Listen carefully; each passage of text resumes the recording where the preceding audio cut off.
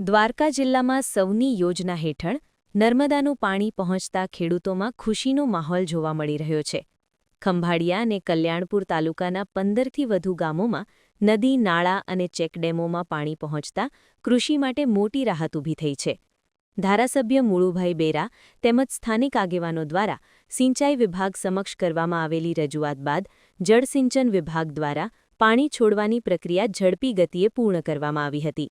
આ સમગ્ર કામગીરી દરમિયાન અંદાજિત 230 MCFT જેટલો પાણીનો જથ્થો દ્વારકા જિલ્લામાં પહોંચાડવામાં આવ્યો છે, જેના પરિણામે અંદાજે 60 જેટલા ચેકડેમો અને તળાવો ભરવાની કામગીરી પૂર્ણ થઈ ગઈ છે। સૌની યોજનાનું પાણી અત્યારે ખેડૂતોને મળતા ખૂબ જ ખુશીનો માહોલ છે। ગામડામાં આ ચેકડેમો, તળાવો અને નદીમાં પાણી સૌની યોજનાનું આવવાથી ખેડૂતોએ સૌની યોજનાના પાણી નર્મદા મૈયાનો વધામણા પણ કર્યા છે અને જે 3 કિલોમીટરમાં આવતા ચેકડેમો, તળાવો છે એને પણ આવનારા દિવસોમાં ચેકડેમ, તળાવો ભરવા માટેનું અત્યારે સર્વેની કામગીરી પૂરી થઈ ગઈ છે।